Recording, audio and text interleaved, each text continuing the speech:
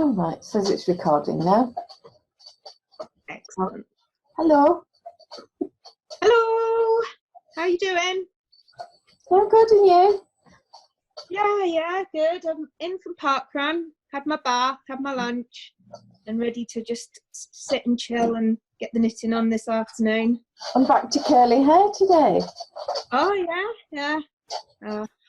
It doesn't stay straight for very long. I'm sorry if there's any clattering in the background. There are two Labradors who were supposed to be in bed, but clearly are not. They don't want to miss out on anything. Coco loves the camera. I have a growly dog who keeps looking out the window at the minute and growling at anyone that walks past. So if you see me over, I'm just checking. See, there we go. Someone just dared to walk past my house. Just his job though, isn't it? So I thought I'd wear something I'd knitted today. So it's a top called Dancing Creek by lor-artemis.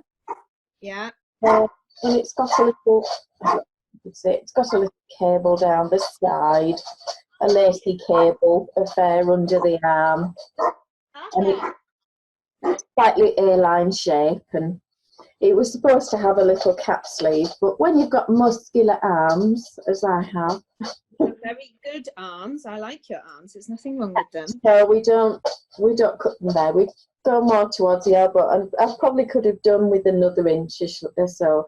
But I have got 4 balls of the yarn left, so I may yet pick them up. However, you do have a thing about sleeves as well, so I'm not surprised you've, stopped. Yeah. It was one of those things. It was like finish it in an evening. Yeah. Go on forever. So I went with finishing. I'm with you on that one, for definite.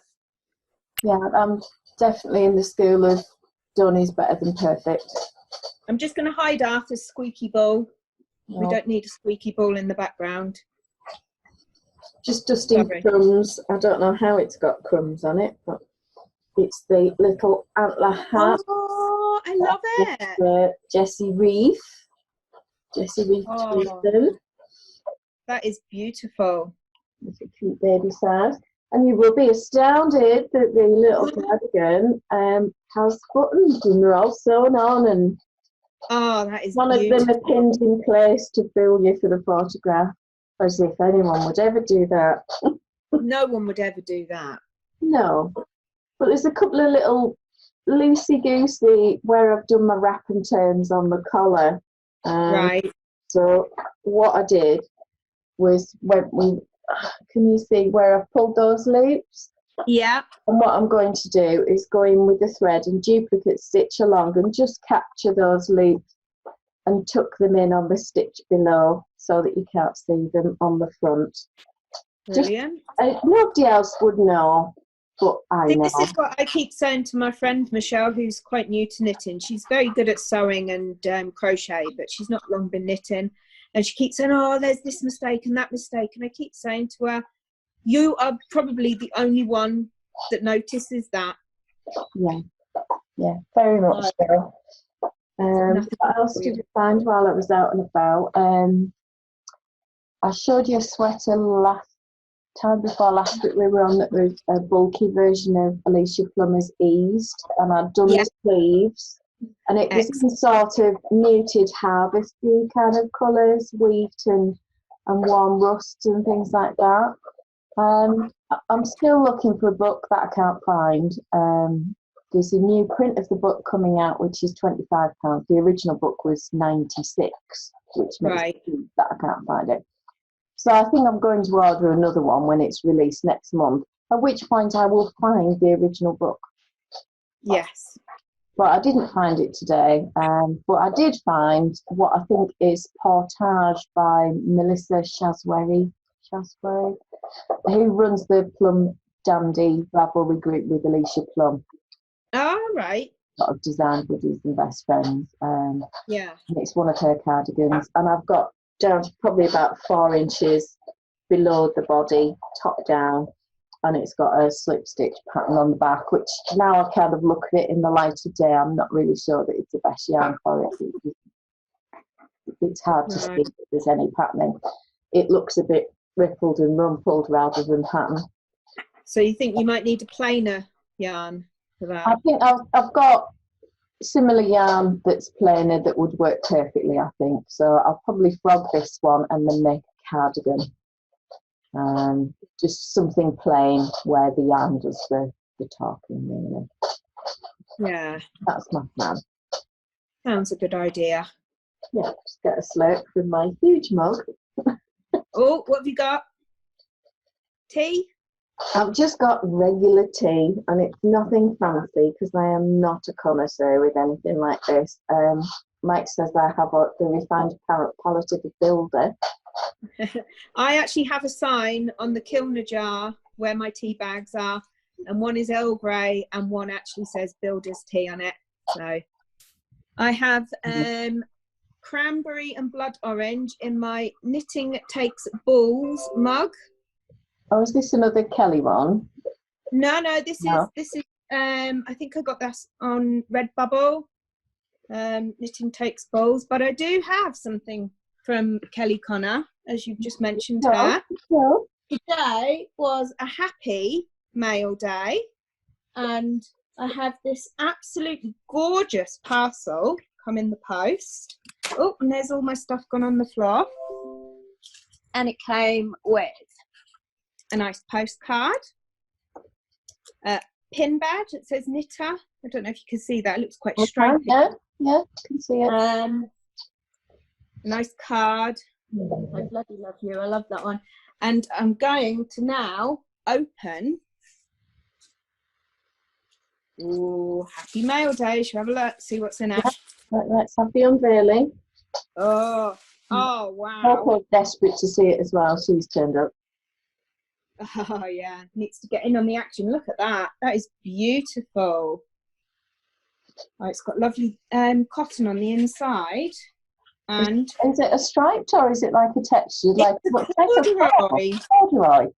Yeah, and it's got a nice knitting tag on the side. Can you see that? Pretty. And nice neutral as well. And it's got these cords that you can pull it closed with, but it's also got a nice handle. Yeah. Oh, this is beautiful, isn't it?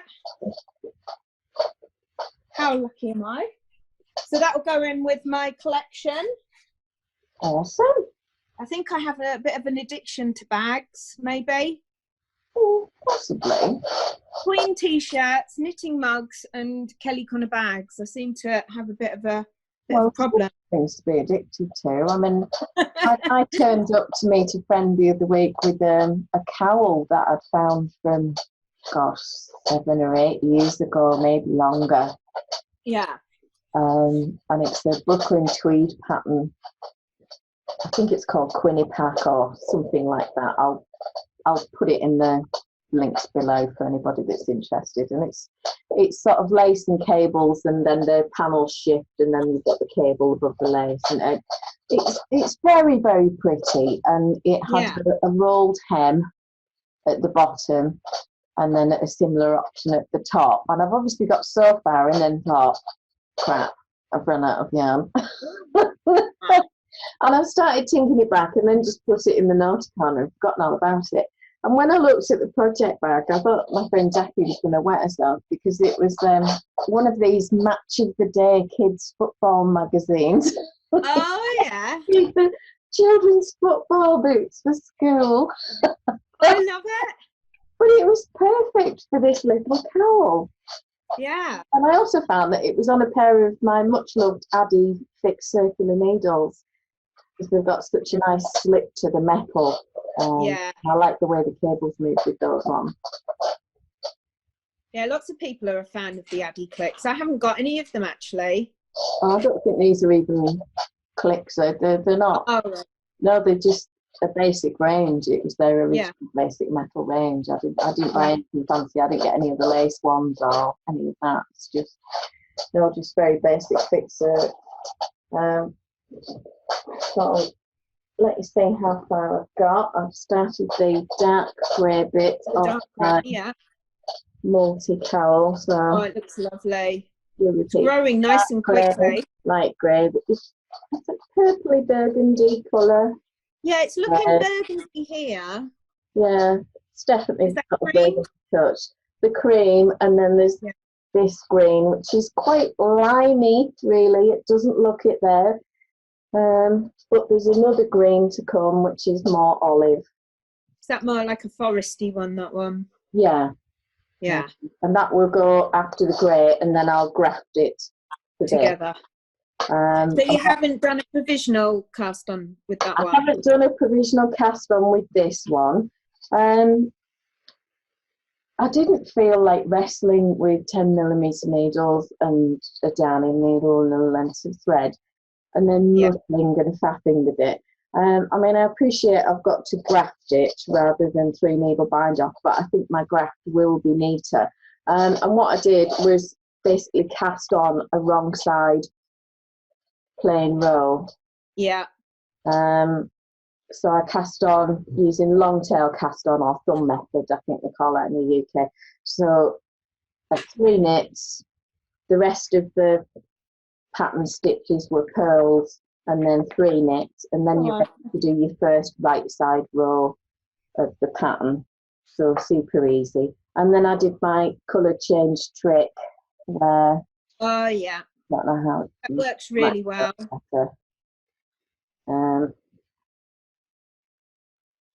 The first row of the new colour, just those 4 stitches that would be knit on the wrong side or purl on the front, I've just knitted them on that first colour change row so that it's nice. So you don't get those funny coloured bumps. So what are you doing? A design in progress that something I made absolute ages ago. I should leave stuff more often and go looking for other things. I found this adorable bonnet. Oh, look at that. That's beautiful. It's a light silvery grey and not a bright red. It's reasonably bright, I suppose. It's a cool red rather than a... Is it a bit like a phone box red? Yeah. Yeah. Yeah, phone box, pillar box, or whichever you prefer. And then there's the little cardigan to go with it.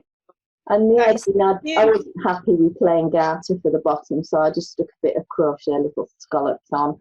And then I was messing around and tried to emulate it on the end of the sleeves, just with knitting and sort of increases and things. And that's worked reasonably well, actually. That's gorgeous. Are you going to be doing the pattern for that? I am going to be doing a pattern for that. I am hoping I can find my project notes, which will be somewhere. But that now is destined to go to my niece Becky for her baby, Isabel Grace. Goodness. Isabel Grace, such a gorgeous name. Yeah, well, she's a little sweetheart. So I'm hoping Becky's feeling a bit better by now. I think she was a little bit overwhelmed by it all. Oh, bless. It is hard work, isn't it? Oh, I remember the 3rd day after I had Jake, and I'd had a cesarean, and I'd been in hospital a month, and I was sick of the place. I couldn't wait to get home, and they wouldn't let me. Yeah. And I had the room on my own, which was great because all the younger girls were watching soaps and crying over some character who died, and I'm sat there thinking, she's not died. She's gone to do a film in Hollywood. What's your problem? That is so funny. That is just like you. Yeah, it sums me up, I think. But I think so. But yeah, I think when my milk and my hormones all flooded in on about day 3, and a friend of my ex-husband's, his wife worked in the maternity unit, and she was so kind and really wonderful. And she walked in one day, and I'm just sat there, and she said, "Are you okay?"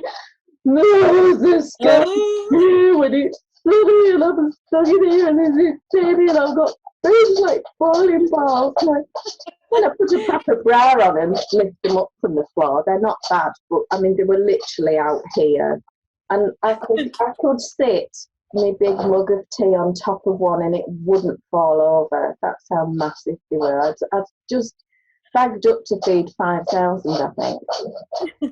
And you've no concept of what it's going to be like beforehand until it actually happens, have you? What? I've no interest in babies at all. Yeah. Not in anybody else's. Well, I've babysat, and my friend Bill, who we met the other night on the live, I used to look after her two girls, Emma and Jennifer. Loved them to bits. And my brother had two children quite young in his first marriage and helped look after them, and I absolutely adored them. But never ever thought I would have any of my own. It was never in my plan. No. And then I hit 31 and the switch flipped, and that was that. That was like, right, we're getting pregnant right now, and we're having a boy. We want it done yesterday. Get on with it. That again sounds like you, actually. Yeah, wake me up when you finish. When you want to get something done, actually, it is all hands on deck. It's going to get done now. You are quite organised in that way, I think. Yeah, if I've decided it's happening, and it's planned like with military precision. Yeah. And I'd sort of Googled as to what was the best time of the month in your ovulation cycle for a boy, and he had all of these instructions about what he was allowed to do, what he wasn't allowed to do, and frequency of contact, shall we say, all of this. Contact. That's a very polite word. Yeah, I got pregnant first go. Went to the doctor, and he went, "Oh, well done. But you promised me 18 months of practicing." I feel a bit cheated. Well, you know, Loraine, you are a bit of an overachiever. Just get it done straight away. What do you want, dog? Yeah. Go on, don't get your ball. Leave me alone. So I'm working on another headband at the minute. Right. So I did the super chunky one the other week, didn't I, in the mustard. Now this is a chunky, and that's Cascade 220, I think it is, on a 6mm. So I just started that last night. I haven't really had much chance to do much on it, but yeah, it'll get there. It'll get there. And I finished the sleeve on my cardigan. Oh, do we get to see it? Yeah, I have it here. If you'd like to see it. Yes, please. So I have now one body, which I showed you before, all on holders ready. And I have 2 sleeves. Oh. Yay! So the next step will be to join them all together in the round. Yeah. And do the yoke. Awesome. Are you looking forward to that bit? Yeah, I'm leaving that for now because I think it's going to need a little bit of concentration to add it all together. I think once it's together, it'll be fine, and it will be TV knitting again.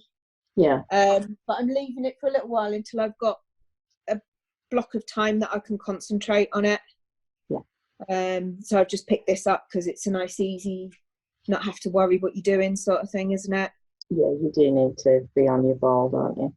I don't know if I mentioned actually this top that I'm wearing, this Dancing Creek by lor-artemis.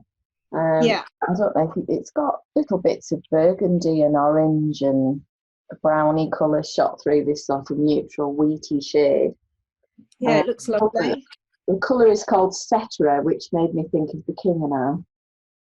Ah, etc., etc., etc. Yeah, just, I don't know why. Oh, I love that movie. I'm going to have to watch that. Watching musicals and westerns. With I really want to watch because I'm really into Hamilton. Love Hamilton. Listen to the soundtrack all the time. But I really want to watch 1776. I've never seen that musical. Oh, yeah. No. So I'm going to have to search that one out and have a little watch of that. I'm assuming it's sort of like, you know, 7 Brides for 7 Brothers, Oklahoma, Pirates of Penzance. I'm not sure. It's not one that I've seen. So No, I've never seen it. Really So. No. Maybe one of our viewers can enlighten us. Yeah, it's. I know that. Do you ever watch Grace and Frankie? Yes. Is it Martin Sheen? His character. Oh, he does like amateur dramatics, doesn't he? In Grace and Frankie, and he is part of. They put 1776 on. Right, I'm with you. Yeah. He's not happy that he's not the young sort of romantic lead, and he wanted one particular part, yeah. And it was always his dream to play that part on stage. Yeah, I haven't seen the new series yet though, so don't tell me any spoilers. I know nothing. You do. I know you do. No, nothing. Don't know what you're talking about. I'm still watching my way through Vera at the moment. How are you? How far have you got? Middle of series 5 at the Right. moment.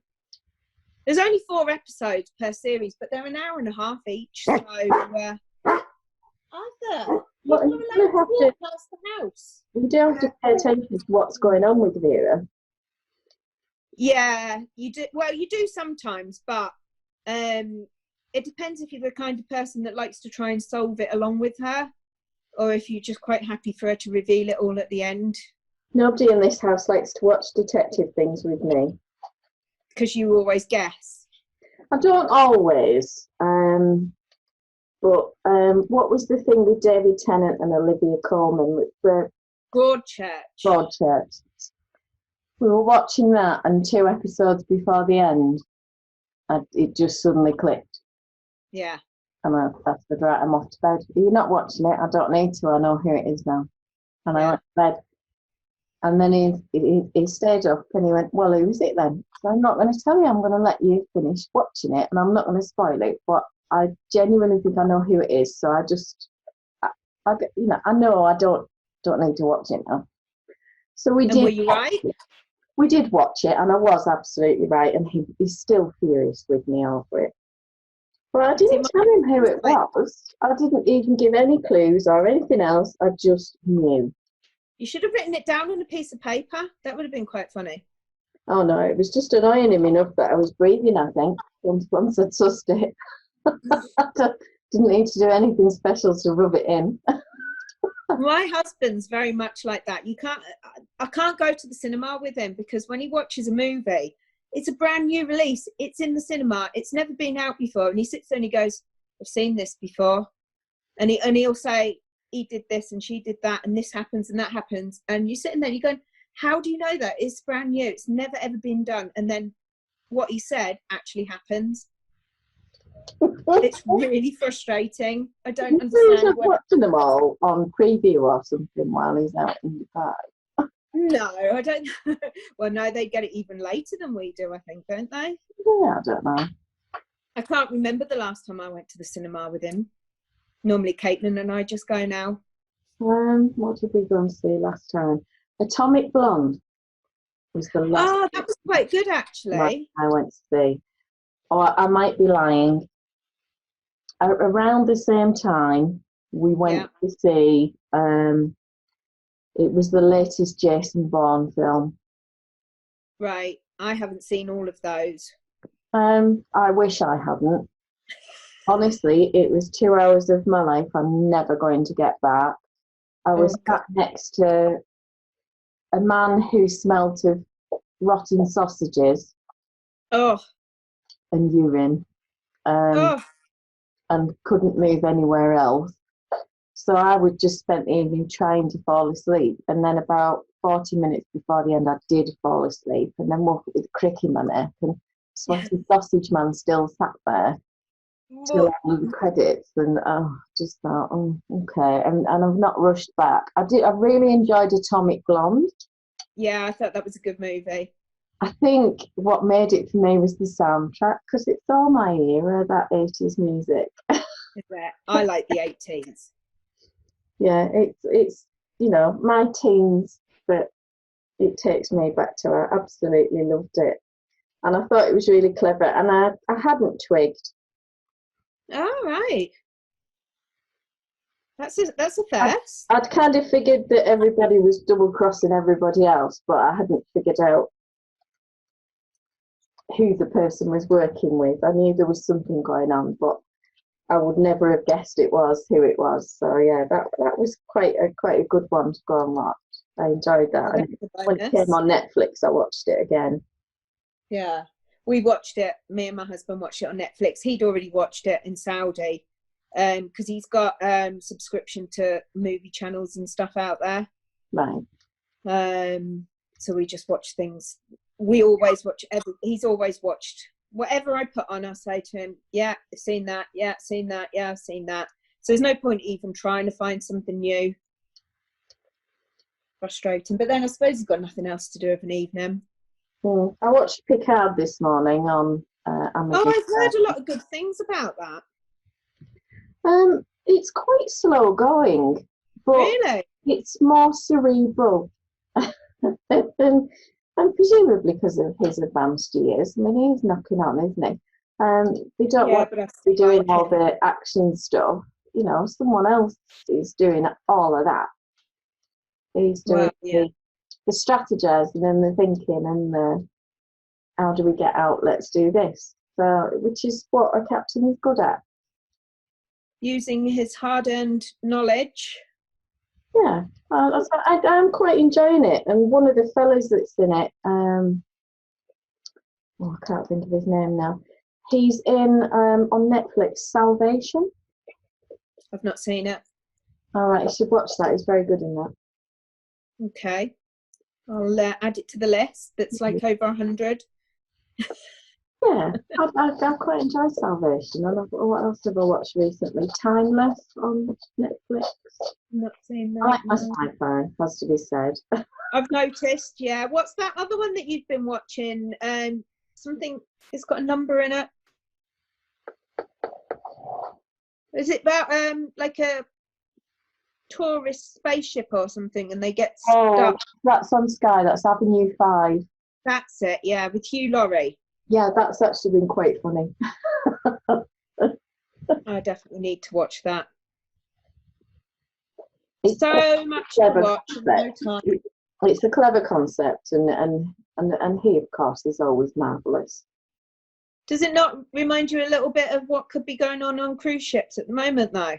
Well, yeah, that's exactly what it makes me think of. In the, okay, these guys are marooned for X period of time, and it must feel like that to the people who are isolated. Yeah. And then I wonder about people that have been sent home to self-isolate and how effective that's going to be. Because if I self-isolate myself, but I'm still living in the same house as my son and he goes to college as part of his apprenticeship and thousands of people every day, it doesn't matter whether I'm isolated if I've given it to him, does it? I think the whole household should isolate themselves, really, to be fair. Yeah, I guess it's the practicalities of it, though, because if your work won't pay you, what are you going to do? Yeah, it's a difficult one, isn't it? It absolutely is. Yeah. The more I look at this grey, the more I think it's got a blue tinge to it, this darker grey. It will be different in the sunlight, won't it? And it will be different from what you can see on the screen. Yeah, so I'm a bit sort of overexposed. What sunshine! I know, it's lovely. It's where's Jorge gone? Jorge. Storm Jorge, is he hiding? Is he over and done with? Is he for Scotland? Well, he's here. It's blowing an absolute hoolie outside, but it's just dry. And sunny. Yeah. Oh well, maybe he's not done yet then. Ridiculously cold. I just realised that I have that sweater with the sleeves. So this is the yarn that I was talking about of the. Yeah, I love those colours. That I found, and you can see Really there's nice. kind of enough going on. So I think if it's textured as well, it might just be a bit much. It definitely needs something quite plain, doesn't it? And I've been knitting another one of these cowls in the Aran weight to do a longer loop. And this is some Rowan Cash Soft. I think the colour's called Haze. It's a pale blue. My dad would now be going, Man City blue. And that would be it. It would be consigned to the bin in his eyes, just because it's that blue. Pretty colour. And while I was ratcheting around upstairs, I found a massive rewound ball that I've obviously knitted a carton or something. Yeah. Okay. Stop it. There's people walking their dog past the house at the moment. I apologise. Arthur, come here. Come on. Good boys. Let's put them quiet. Are your two gone to bed now? They have, yes, because there's some debarking and we're not sure who it is. And it might come out of the laptop and get us. So we've got back to our bed. You're going to come and say hello? Yeah, good boy. Yeah, come say hello. Say hello. Yeah, say hello. Good boy. They're not as cowardly as their mother. Go and lay down then. Go and keep a watch. Their mother, Poppy, was a bit like Mike and Jake are. In that there'll be a loud noise, sounds like somebody's breaking into the house with an axe. Yeah. Everybody wakes me up. And you can go and investigate it. I go downstairs and they're behind me with the torch. Yeah. Yeah. And you go in first. Jake's rationale when it first happened, when Mark and I were first together, goodness, 12 years now, is it? We don't live together, which is, I think, why it's lasted 12 years, because he's not here all the time. You like your own space? Yeah, I don't think I'm particularly easy to live with either, if I'm honest. I am absolutely used to my own space. Yeah. And control of the buttons as well. You need to have control of the buttons. I mean, when he's here, the controls disappear and he sits there and he's quite happy to put on talking pictures. Right. And it's great. I quite like it's Inspector something of the Yard or something, Inspector March or something from the Department of Queer Affairs, which investigates crimes that nobody can solve and weird things. And it's Boris Karloff and things like that I absolutely love. I think they're really great, absolute vintage pieces. But then he'll just watch whatever Tosh is on for the rest of the day. And I'm sat there thinking, there's 4 years of recorded stuff on that wretched Skybox. Can we start watching some of this? There's 23 Laurel and Hardy movies. No, there's series 1, 2 and 3 of, it was an Italian thing on BBC4 about a family, a mafia family. McMafia? Sorry? Is it McMafia with James Norton? No, it's in Italian and it's subtitled. Right. Okay. One of those BBC4 ones. I can't remember what the name of that was. But I think there's been 3 series on and every episode is still sat on the Skybox waiting to be watched. So I get frustrated that it's there. Let's just watch it. Because, series 2 of Altered Carbon came out. I struggled through series 1 on Netflix and I'm not really sure I understand this. I don't know if I get it.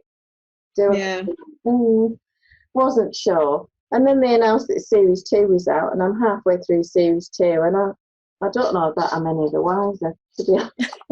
I think I haven't watched it. Of how it works and what's going on. But I do find myself at the end of most episodes thinking, okay, why did I watch that? Just because you couldn't be bothered to turn it off, maybe? Well, I'm just not sure where they're going with it. You're intrigued? I don't know whether I'm just watching it because I've struggled through the others and I'm just determined to finish it now. Yeah, because it seems a bit like a waste of time if you don't finish it, doesn't it? Well, yeah, and then I'll be thinking, well, did it actually ever get any better? It doesn't sound like it. I'm not sure. Some of the episodes were quite clever and then there were others of them where I like to have at least one character in something that I'm watching where I've got some empathy or care about what's happening to them.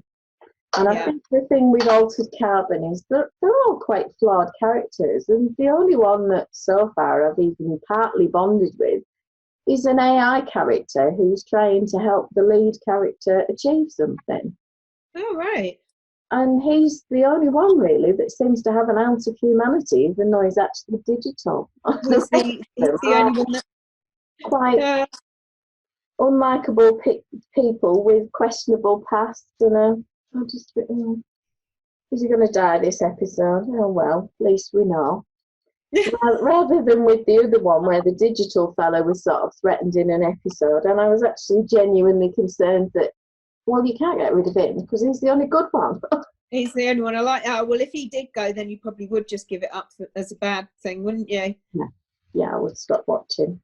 Yeah. Mm-hmm.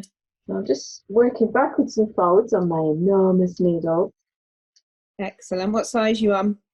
10 mil. They do feel like broomsticks. I know they're not, but yeah, I think when you used to maybe a 4 jumping up to a 10, yeah, it feels a bit weird, doesn't it? I'm on a 6 at the moment, and it's just big enough that it makes everything grow quickly, but not too big that you're like, oh, I'm knitting with a broom handle here. Yeah, even the 5 mils I've been working on for the cardigan have felt a bit big. Yeah. I did a big long loop cowl with 4 mil needles in double knit, and then I started in 3¼ mil needles, the 4-ply version. Lost the will to live, ripped it out and started again on 4 mil, and I'm much happier at that because that cardigan I've been doing, that's on 3 mils, and it's on 2.75 for the ribs and 3 for the body, and that's why I said to you that the sleeves were just going forever and ever and ever, and I felt like I wasn't getting anywhere with it. And then you measure it when you're 6 inches too long. Yeah, exactly. Sleeves, isn't it? They're just evil. There's a special law of knitting physics, isn't there? I think there must be. My Arthur's crying. Sorry if you can hear him. He's distracting me. Oh, bless him. I think he's lost his ball under the sofa again. All right. Poor thing. Oh. So what have you got planned for the rest of the weekend? I have got to write a tender document for a charity that I'm chair of, which is it's the Friends of X112, and we are looking to take over as operator on a couple of local bus routes that have really struggled. And over the last 5.5 years, we have funded the shortfall for an operator who's been running it. But long term, we're in the process of getting permits from the traffic commissioner, and then we will become the operator, and then or an other will run the service on our behalf.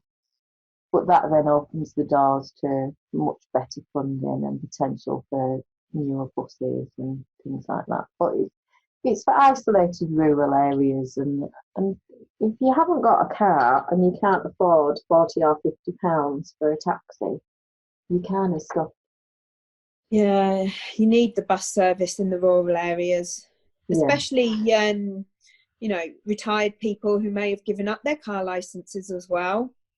Yeah, well, that's the problem. You'll get someone who drives and says, oh, we don't need it, it's fine, we don't need to use it, and then all of a sudden they've got glaucoma, or macular degeneration or something like that, or they've got issues with diabetes and nerve problems, and all of a sudden their license is gone. Yeah. They've had to revoke it, and what do you do then? You can't necessarily sell your home, and you might have a very expensive house, it might be a lovely house. Yeah. It can be asset rich and cash poor, and not necessarily have the means to pay, £30-40 twice a week just to get into town to get your shopping, or to see your doctor, or post a parcel because there's no post office either. And that's that. So I've got to get my head round the tender. I've got a template that I've been provided with, so I just have to fill in the correct details for that. So it's not too over. And then I want to finish this cowl. Yeah. And I need to do more weaving in of ends on the crochet blanket we looked at the other week for Becky, because I've still not weaving in the end small squares. That was the Painted Roses blanket by Sandra. Yeah. I'm not sure if it's available on Lovecraft, but it's definitely available on Ravelry. It was a lovely blanket. Well, I hope she likes it. I've still got the scallops to do around the edge, but I've done all the rest of the border. Yeah. And I've woven in some ends as I went along. I was quite surprised how many I had actually done. A little bit disciplined there. Well done. Yeah. Well, I've done my 5 cut and repeats, so Change your colour now. Yeah. Those where in some of the colours, yeah, 5 pattern repeats left you enough to do a 6, but in the cream and the green and the red, it didn't. So I've got this left, and I could probably get 6 more rows. But if it's anything like the colours I have problems with, then I'll get to row 5 and halfway across and think, I'll just rip that out. Yeah. Bit of a waste of time. Yeah, you might as well just be done with it. Yeah, it'll be fine. Cool. I'm just going to take it easy this afternoon. Bit of knitting, bit of telly, bit more Vera. I have got another project that I'm working on, but can't really show you that one right now. Oh, it's and then tomorrow, secret sorry, it's a secret. For the moment, it is. Yes, yes, something that I'd like to submit to a magazine, but we'll see. We'll see. If it doesn't get anywhere, then it won't be a secret anymore. I'll share that one. And then tomorrow morning, volunteering at Junior Park Run. Awesome. I'll be doing tail walking, which actually sounds really lovely. It sounds like a nice little walk in the park, but those children can run 2 kilometres very fast. And I don't normally run that fast on my own park run, let alone when I'm at the back of the queue for the kiddies. The first time I did it, it was so funny. I said, oh yeah, put me down for tail walker. It's only 2K.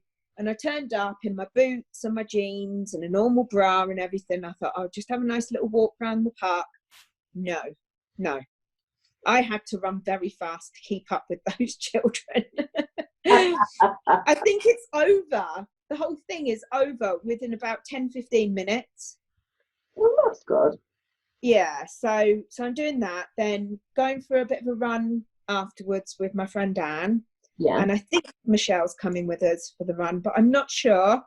She was a little bit quiet when we were talking about running back from Park Run, so she might just volunteer. And then it's housework on a Sunday. Boring. Got to be done. Got to be done at some point. I've done my laundry, so I'm feeling quite righteous there. I've got Jake's clothes to take out, and then I've got some bedding to go in because I want to change my bedding tomorrow. That needs to be done. What else have I done? He wears these Adidas track pants, with the stripes down the side, and then the bottom of the trousers has a zip, that length. Managed to trash one of the zips. Oh no. My machine sewing is legendarily bad, so Mum's solution was to find a matching thread, go to the back of the piece on the wrong side, and sew the teeth of the zip together with the whip stitches, the length bit, and then from underneath as the bit flaps over to cover the zip so that you don't see where I've done the stitching, I've just literally hand tacked so that is held down and can't go anywhere. And then I've made sure to reinforce the top and the bottom of the zip in case Lollop forgets what he's doing and starts trying to unfasten it or anything. So zip shut. I mean, I did look on eBay and I found some nice cheap zips that are same sort of colour and it's a fine acrylic zip rather than a heavy weight thing. Right. But I'm just not confident enough on the machine to do that, and there would be quite a bit of surface stitching. So I thought, no, we'll do it the cheap's way, and it works. And then he put out some other trousers, and so he got a hole, and I checked all the zips, all the pockets. Yeah. Put them down. There's no holes. He hasn't caught it anywhere. There's not even anything on the fabric. And then he went, did you look at the crotch? Not really, no. Well, there's the orange split right where my bits are. Yeah, well, they'll be going in the wash before I repair those, young man. He gets a bit of a breeze where he doesn't want it, bless him. What you want to do is ask Helen very nicely if you can mail them to her, because she's a whiz on the sewing machine. Oh, I should absolutely do that. She's so good. She really would. And she'd have it done in minutes as well. Yeah, did I show you the bag she made for me? Oh, let's have a look. I've got 2 from Helen, but they're upstairs. I'll have to show them next time. Bear with me. Yours just there then? Yeah, I've got one that's actually got balls of yarn in it. It's my sweater carrying project. Oh, I love it. Yeah, I love the little red foxes, and she's matched the lining. Yeah. And polar bear ribbon, I don't know. Can you see that? No. Oh, there it is. Yeah. Oh, that is so cute. Yeah, it's absolutely beautiful. There's another 2 bags in this drawer here. You have the Labrador.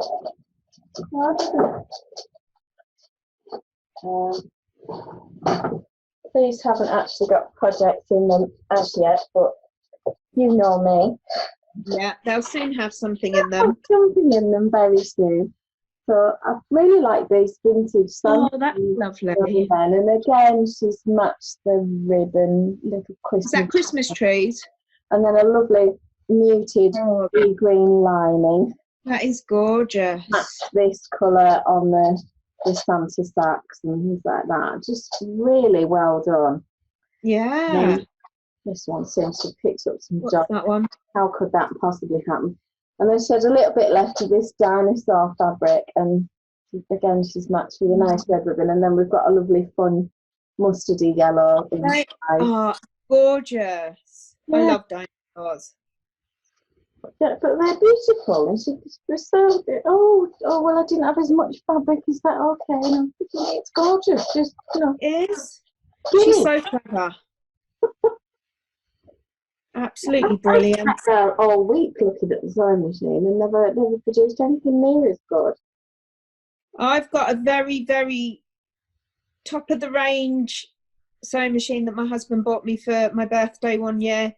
Absolutely gorgeous, all singing, all dancing, and I'm so rubbish at it. But I think half of my problem is where I'm so used to knitting, and you just knit and you play around, you don't like it, you pull it out, you start again. There's no harm done, the wool's fine. You can just keep doing that as many times as you want until you're happy. But with sewing, you cut the material and that's it. Yeah. And I did a quilting course at our local yarn store once, and I was paralysed with fear. I had the rotary cutter in my hand and this gorgeous material all laid out. I was just too scared to cut it. Well, that's the problem, isn't it? I think I'm afraid of my machine, and I have an issue with it, which actually Helen, bless her, sent me all the instructions on how to sort it out. Yeah. And you know the little bobbin, the bob that goes in the bottom, that's the underneath thread. Yeah. I think the tension on that bobbin must be too tight because it's tugging the other through, and so there's loops on the wrong side and very tiny stitches from the bobbin thread. So there's a mismatch in those, and there's a little screw on the bobbin thing that you turn one way or the other. I haven't got a Scooby what way to do it. So what I'm planning to do is my friend Beverly at Bobbles up at Stanton Bridge in Cumbria, I'm going to go there when she does one of her sort of teaching idiot weekends. Bring you in and we'll try not to laugh. Yeah, we'll try and keep a straight face. Yeah, one of those where I can just ask stupid questions to my heart's content. Yeah. And she won't judge. Oh no, she'll just be really glad to help. Yeah, she's absolutely lovely. Oh, that's lovely. Yeah, I love going up there because of all the fabrics and stuff that she has and all the fat classes. And I wander around thinking, oh, I could make this, I could make that. And then this little voice in me goes, yeah, but you won't. Yeah. I have a lot of beautiful material, but I just like to look at it every now and again. It's a bit like my yarn stash, actually. Just sit and look at that for quite a while. There's never enough time, is there? No, there. Can you hear my dog making weird noises? Or is it just me that can hear him? I heard something. It sounded like somebody speaking, actually. He's going because I think he's lost his ball under the sofa. Are you upset? You'll have to wait. I'm comfy. He's looking at me with these big sad eyes. She's so cool. Yeah, you're a good boy, aren't you? I'm knitting and I'm talking to Loraine. Yeah. Oh, so how much longer do you think it's going to take you to finish that cowl? Another half hour maybe. Excellent, not too bad then. Yeah, it's 5 lots of 6 rows, so you know, with massive needles. Yeah. I haven't got a huge number of stitches. Makes a difference, doesn't it? Oh, absolutely. Yeah, it's nice and fast. Well, I'm thinking with the double knit one, I should do. I was going to grab some special double knit because I've got loads of leftovers from the June blanket that I crocheted for my cousin's little girl. Yeah. Holly made that for her. And there's loads of leftovers, and there's probably enough to do 2 or 3 stripes in each colour and just cycle through those colours. So I thought that might be a fun way to use that up. And obviously I quite like the idea of using more affordable yarns as well, because you know, I love me Malabrigo, and give me Rios and I'll knit a sweater in record time because I love this stuff. Yeah. But not everybody can afford it. Not everybody wants to use it because they might be allergic to animal fibres or something like that, you know. So. Or vegan, yeah. Or they might be my mother who could felt a rock and shrink it. So you have to make acrylic for my mother unless you want to watch it fit Barbie. Yeah. My mum can't wear fibres. She's allergic, so I always have to make her things in acrylic. There's some really good yarns about, and to be fair, a lot of the acrylics now can very much mimic cotton. Yeah. You feel, and there was a really affordable one years ago. I think was it from Signet, and it was called Silkeress or something like that. And that really did feel like silk. Yeah. In fact, when I got some pure silk from Austerman out of the box and did the man test with the males in the household, they couldn't tell the difference other than the colour. Right. Oh well. And that was an acrylic. So I don't know. I like the Bellissima. Oh, that's nice. Yeah, and it is lovely. Change of colours. Yeah, really good. See, that's the other thing as well. It's okay saying, "Oh, I'm just going to knit with British wool or whatever," if that's what you feel like. But you do find it quite restricted with colours sometimes. Dry hands. So do you use a special hand cream or? No, I've just got one that my friend got me for my birthday. Just it's Bayliss and Harding. That's all it is. Lemon blossom and white rose. This one. Helen and Janice were talking about a Vino the other day in the after party. Yeah.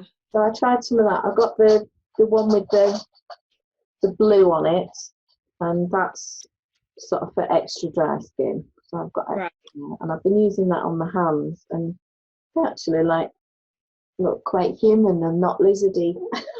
Excellent. It works then. Yeah, so I'm quite pleased with that, and I think it was about 30% off or something like that. Apparently you have to watch out for these promotions for rather than pay full price all the time, but it was really good and it felt nice, and I didn't feel like I've been oiled up for an event or something. Yeah, it can be like that sometimes. Bodybuilder. Yeah. I can use anything on my hands, but on my face I can only use E45. I can't put anything scented on my face. I don't even use proper, you get all these face creams and, night lotions. I can't use any of that, just plain old E45 cream. Yeah, I use one from the NHS, and I think it's called My Trusty or something like that.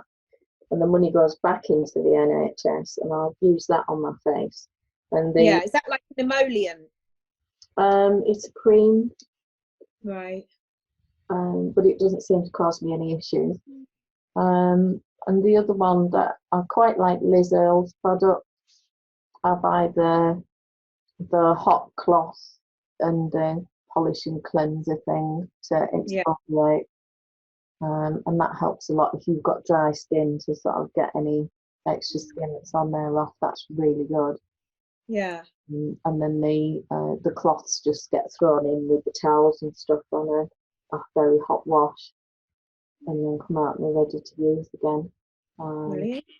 But it was my mother-in-law that bought me that first of all, and I'm coming to the end of the last two that she bought me before she died. So Oh.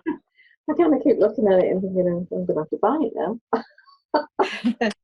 That's the yeah. Little hint out to my mother.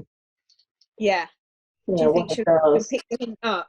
Yeah, what a shame, because Shirley usually buys me this. Just leave that with you. Yeah. I'm just wondering how long to go. I forgot to bring my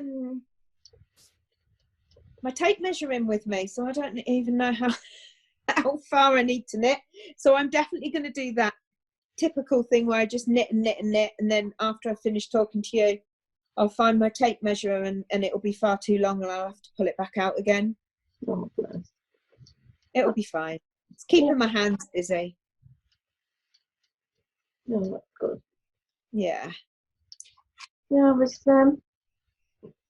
wondering whether to include instructions when I do the pattern. Well, I finished the pattern for Behind the Green Door because it's with the TE and the testers, but one or two people have suggested that they might just like to do a straight cast on and then graft or sew it shut, so I might have to include instructions for that as well.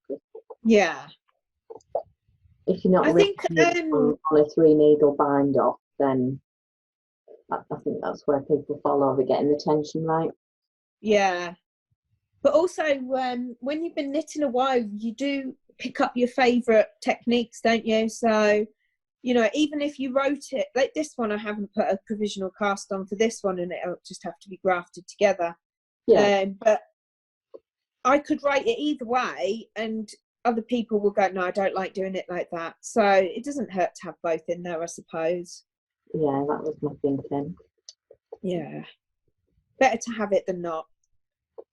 Yeah, and it's good that the testers are doing different size and different width or height, whichever it is, of their loop cowls. Yes. So I should be able to use that with my spreadsheet and calculate the yardage for anyone else who wants to do the same sort of width, height. Yeah, I mean, obviously, as you know, it's only a guide anyway, because we all knit differently and we all use different amounts. Well, exactly.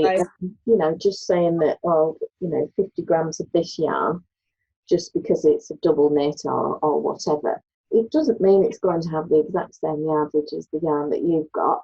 You still need to look at the approximate yardage and allow a fudge factor, because you might knit really tight or really loose, or choose a different needle size because you want a drapier fabric. Or your 50 grams could be my 60 grams.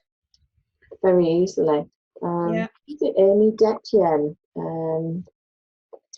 One of her one, it was crafty, it's now Blueprint, isn't it? And she was talking about how she always used buckets more yarn than anybody making anything, and she'd stopped buying kits because of it.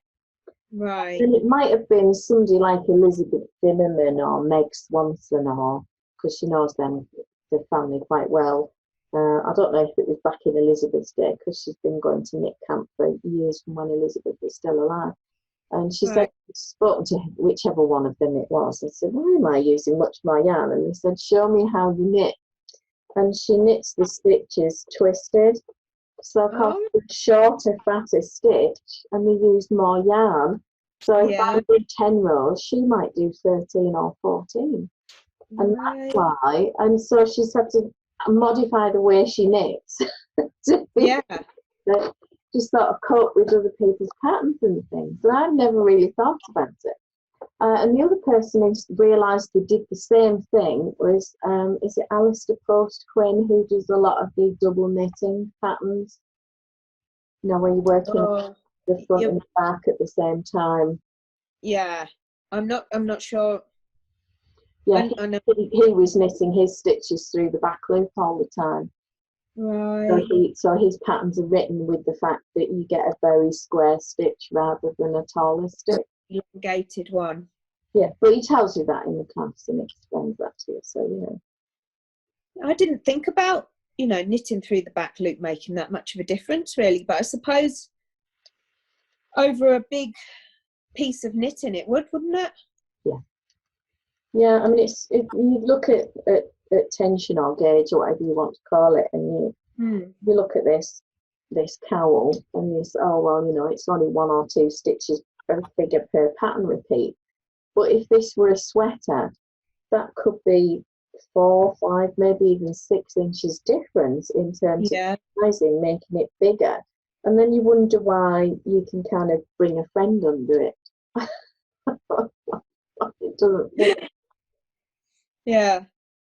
It's funny, isn't it? Things that don't occur to you until somebody actually talks about it. Yeah, and Crafty Pixie, a lady called Denise, who used to be one of my fantastic sample and test knitters, but sadly she's got an arthritic condition and it was just getting too much for her. Right. And she does a little bit of crochet now, but she can't knit like she used to. But I think it was the Andrea T or the Annabella dress. It's quite a few years ago now. Excuse me. And she was using a 2mm needle to get gauge with this lace weight yarn, and I was using the 5mm. Wow, that's a difference. Yeah. But she obviously didn't have the same level of control and it was much looser knitting. Yeah. Excuse me, I'll have to take a slurp of something. All right. It's not gone cold. It has gone cold, but it's fine. We're parents. We can drink a drink at any time. Well, yeah, you get used to it, don't you? You either drink it freezing cold or scalding hot. Yeah, and we're not on Mum Island where you get your drinks hot, breakfast in bed, and you can go to the toilet on now. I want to know where this Mum Island is. Yeah, definitely. Do they fly you there? So I think we probably should arrange a trip to Mum Island. Mother's Day coming up, you know. Oh, is it? I might get what I got last year. What's that? Nothing? I got, thanks, Mum. Ah, excellent. And a kiss. That's what oh, that's nice. Yeah, that was it. He'll probably take me out for dinner this year because he's actually earning this year. And how's the driving lessons going? I think they're going okay. I think he goes on Monday morning again at 7:15, which I think is hilarious because I don't think Jake was aware there was a 7:15 in the morning. Had to do his driving lesson. But Carlton from Top Gear. Oh yeah. Sorry there. Carlton from Top Gear picked him up at 7:15 the other morning, and there was 2.5 inches of snow and torrential rain. Oh my goodness! Great driving conditions. And so he messaged me when he got to college to say I've got to college and everything's fine. Carlton's gone to work. What an awful lesson. Well, I don't mean it was an awful lesson. It was a good lesson. I learned a lot, but the driving conditions were dreadful. But that's absolutely the best way, isn't it? With an experienced instructor in a dual control car.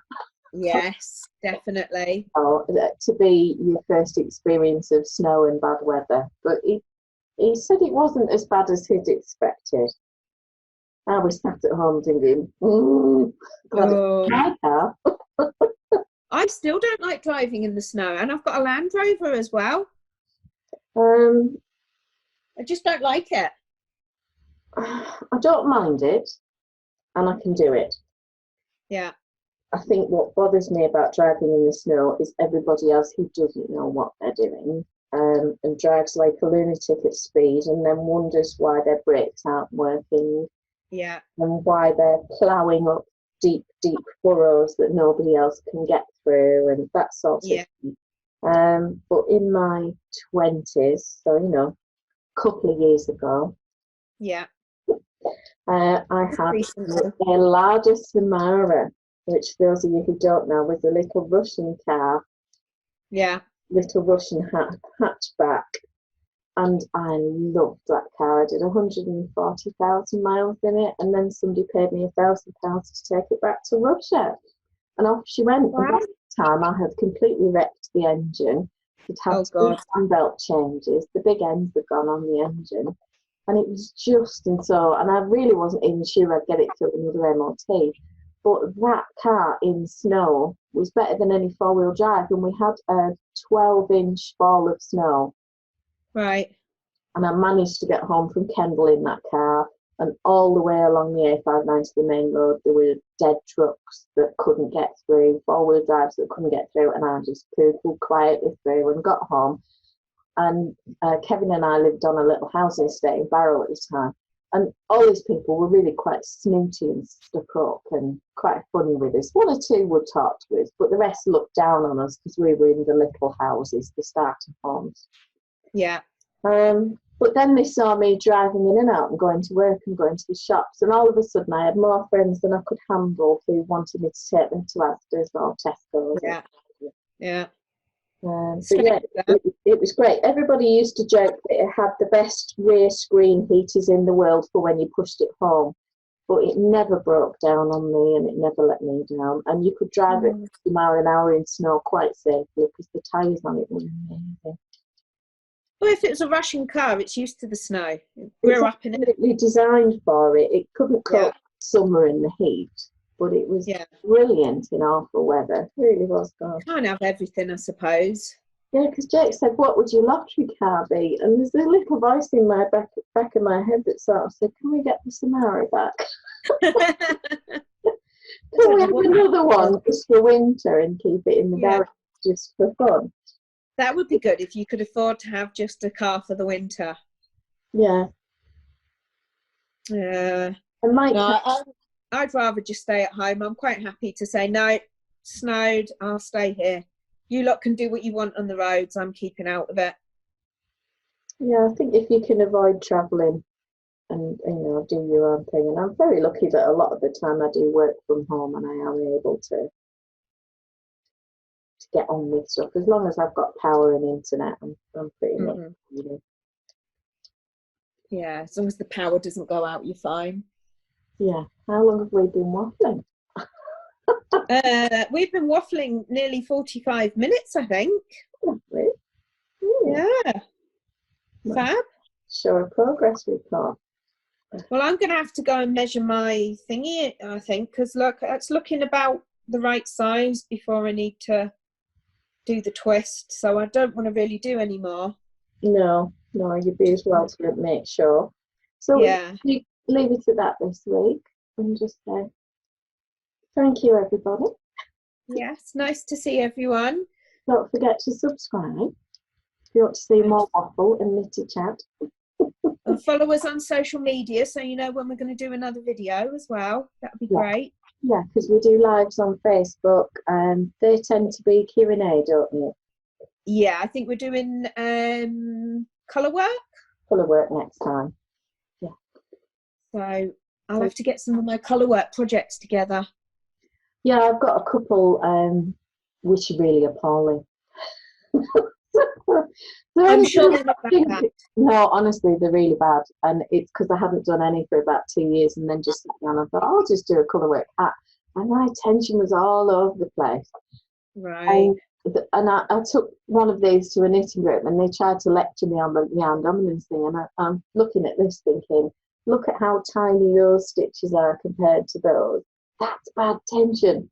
That's me trying to do continental colourwork. Yeah, I'm not. I can't. I have to. Yeah, and that's what it is. So hopefully we'll have lots of interesting examples. So you've got a beautiful cowl, haven't you? Yeah, my elephant cowl. I wasn't actually thinking of that. I was thinking of your own design. Oh, the Brookland one, the one in blues and browns, or the one in purples. I was thinking it was blues and browns. Right, yeah, I'll have to dig it out. I enjoyed knitting that, actually. That's a really good one to show, and it's not got a big sort of stitch floats. Yeah. Well, it's knitted in the round, so you can't see the back of it. Mm. So unfortunately, I can't show my floats off. Well, that's fine. We don't need to see the floats because it's beautifully blocked and all the rest. Yeah. I'll make sure we've got a live piece that we can discuss floats and locking in and things like that. Might be. Do you do a circular swatch, or do you just? I tend to just start knitting. I actually did a circular swatch, but do you know where you have you ever done it where you knit it on like flat needles and you knit, so you'd knit across and then instead of turning it, push it back again and bring the yarn round, and then cut the floats at the back, and then that would give you the same kind of not 100%, but the same sort of tension as knitting in the round. Yeah, I think unless it's a big thing, I'll just crack on. Worry about it later. Yeah, just about it later, it'll be fine. I mean, for cowls and things, you don't always need to get the correct tension anyway, do you? You just need a fabric you like. Yeah. I think that's the step down to individuals, isn't it? So, yeah. Great stuff. Well, thank you very much. Enjoyed that. Yes. Nice to see everyone. Yep. We'll say bye-bye. Bye. Where's the button to stop recording? I always have to